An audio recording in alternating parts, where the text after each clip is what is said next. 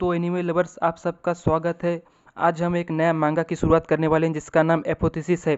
तो शुरू करते हैं। सीन शिफ्ट होता है और हमें एक घर दिखाया जाता है जहां पर एक टीनेजर को दिखाया जाता है जो हमारे मांगा का मेन कैरेक्टर है, जो अभी मेज पर बैठकर एक पुस्तक पढ़ रहा होता है। तभी दो लोग उसके घर के बाहर आते हैं और दरवाज़ा खटखटाते हैं। आवाज़ को सुनकर लो झेंग, जो हमारे हीरो का नाम होता है, वह अपनी मोमबत्ती को बुझाकर सोने की एक्टिंग करता है। तभी वो दोनों लोग दरवाज़े को खोल देते हैं और आपस में कहते हैं, तुम अभी भी सो रहे हो क्या? तुम्हें अभी भी अपने आप को लो परिवार का बड़ा यंग मास्टर मानते हो? हे तुम जल्दी से उठ जाओ, क्या तमाशा है। सीन शिफ्ट होता है और हमें एक बूढ़ा मास्टर दिखाया जाता है जो अपने डिसाइपल से कहता है, रुको, उन लोगों को ऊपर लाओ। और पंचिंग प्रैक्टिस यहीं पर समाप्त हो जाती है। अब उन सबको मांस उठाने के लिए कहो।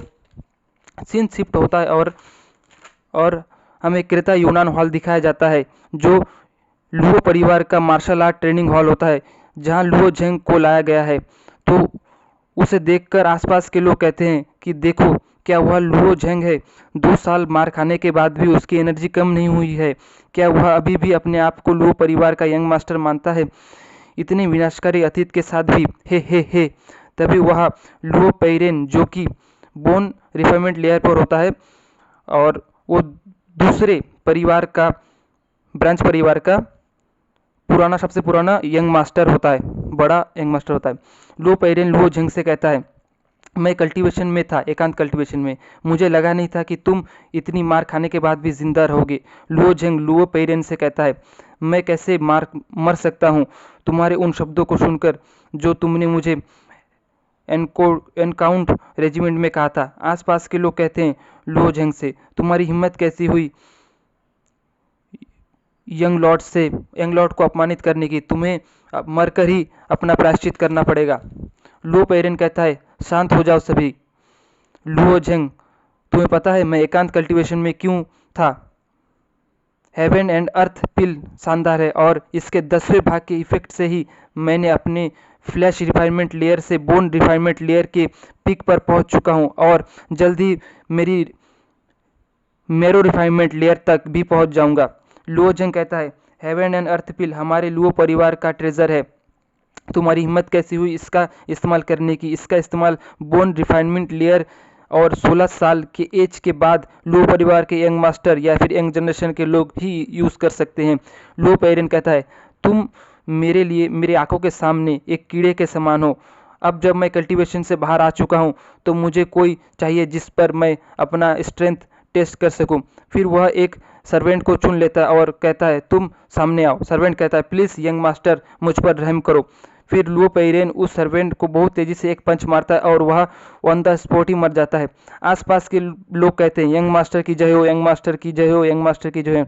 यंग मास्टर जरूर लुओ परिवार को फिर से रिवाइव कर देंगे। लुओ पेरेन लुओ झेंग से कहता है, डोंट वरी, मैं तुम्हें अभी नहीं मारूंगा। मैं तुम्हें दिखाना चाहता था कि मैं तुमसे कहीं ज़्यादा स्ट्रांग हूँ। तो अच्छा, मैं तो भूल ही गया था, मेरी जीनियस कज़न ने किंग यून सेक्ट के कुछ बड़ों को नाराज कर दिया गया है, जिसकी वजह से उसे परगेटरी माउंटेन में भेज दिया गया है उसके कार्यों की वजह से। जब मैं विसरा रिफाइनमेंट लेयर में पहुंच जाऊंगा तब मैं उसे रेस्क्यू कर लूँगा किंग यून सेक्ट से। सीन शिफ्ट होता है और एक यंग गर्ल की तस्वीर दिखाई जाती है और वॉइस नरेट होता है कि लुओ झेंग को कोई फर्क नहीं पड़ता कि उसके साथ कैसा व्यवहार किया जाता है, उसको हेवन एंड अर्थ पिल नहीं दिया जाता है। उसके लिए उसकी बहन लुओ यान ही मायने रखती है। सीन शिफ्ट होता है और हमें लुओ झेंग को दिखाया जाता है। वह फेंग से कहता है, आज केवल एक ही गोली क्यों है? लुओ फैमिली हर दिन 3 हीलिंग पिल देती है, लेकिन अब केवल एक ही है। तुमने अपने लिए कुछ पिल्स को रखा है क्या? तुम्हें नहीं पता, लुओ परिवार में चोरी करना एक गंभीर अपराध है। तुम अपने मरने से नहीं डर लगता? फैंग, तुम्हारे लिए एक ही ज़्यादा है। फैंग कहता है, तुम्हारे लिए एक ही ज़्यादा है। क्या तुम अभी भी खुद को लुओ परिवार का यंग मास्टर मानते हो? लुओ झेंग फैंग को एक पंच मारकर और कहता है, तुम एक गुलाम होकर मेरे को डराने की कोशिश कर रहे हो।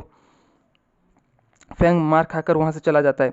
फिर कुछ समय बाद लुओ झेंग एक बुक को पकड़कर सोचता है, यह बुक बहुत मायने रखती है, पर इस पर लिखी ये शब्द नहीं। जो है नाराज़गी का बदला चुकाए दया दिखाकर। अगर मेरे पिता इतने अच्छे नहीं होते तो वे इन 4 शब्दों में विश्वास नहीं करते। आज तो वो आज जिंदा होते और हमारी मुख्य फैमिली की स्थिति अच्छी होती। सिस्टर लुओयान बहुत प्रतिभाशाली थी और उन्हें 13 साल की एज में किंग यून सेक्ट की इनर डिसाइपल बनने के लिए आमंत्रित किया गया था। फिर लुओ झेंग सोचता है यह बुक किसी काम की नहीं और फिर वह उसे जला देता है। फिर दिखाया जाता है कि वह बुक जलकर एक गोल्डन पेज में कन्वर्ट हो गई है और जब लुओ झेंग उसे टच करता है तो गोल्डन पेज से गोल्डन शब्द उसके बॉडी पर चढ़ने लगते हैं। तो आज का एपिसोड यहीं पर समाप्त होता है। आने वाले एपिसोड्स के लिए प्लीज़ सब्सक्राइब करें, लाइक करें, कमेंट करें। सो पीस ऑफ।